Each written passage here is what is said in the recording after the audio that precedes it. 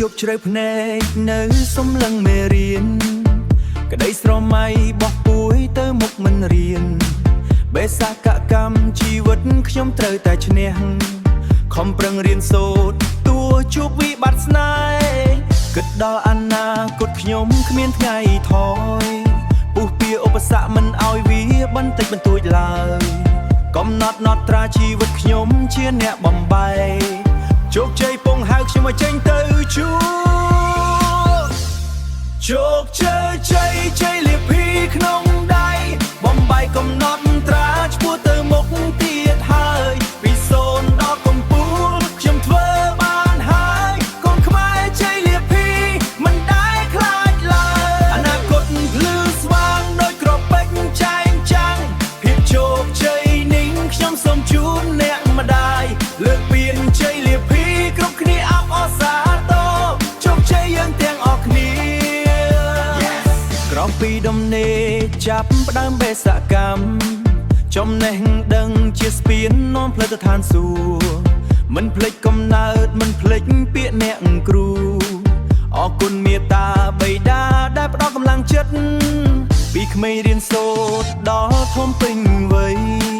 សមិទ្ធផលក្នុងដៃជាសាក្សីថ្លៃយើងបំបែកបានកំណត់ត្រាគ្រប់ចំនួនទៅមុខទៀតហើយកុំបងអងយូ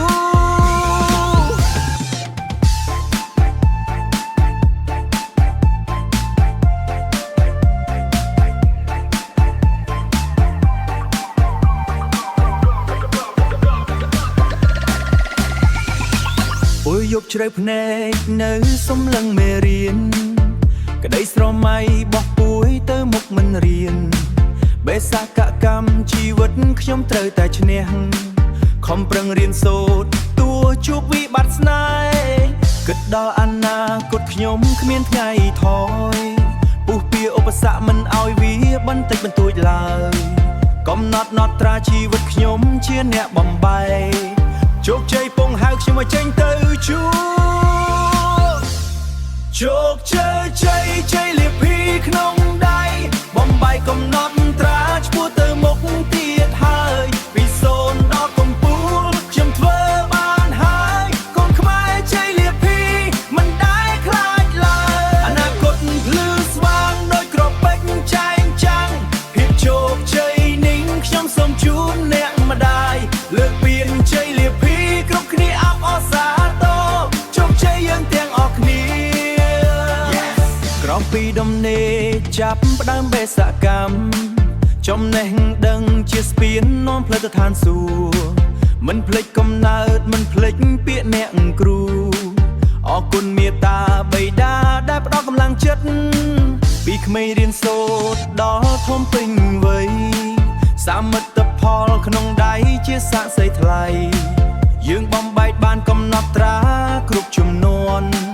ទៅមុខទៀតហើយកុំបងអងយូជោគជ័យជ័យលាភីក្នុងដៃបំបែកកំណត់ត្រាឆ្ពោះទៅមុខទៀតហើយពីសូន្យដល់កំពូលខ្ញុំធ្វើបានហើយកូនខ្មែរជ័យលាភីមិនដែលខ្លាចឡើយអនាគតភ្លឺស្វាងដោយក្រពេចចែងចាំងភាពជោគជ័យនេះខ្ញុំសូមជូនអ្នកម្ដាយលើកពៀនជ័យលាភីគ្រប់គ្នាអបអរសាទរជោគជ័យយើងទាំងអស់គ្នាយើងធ្វើបានហើយកូនខ្មែរជោគជ័យគ្រប់ចំនួន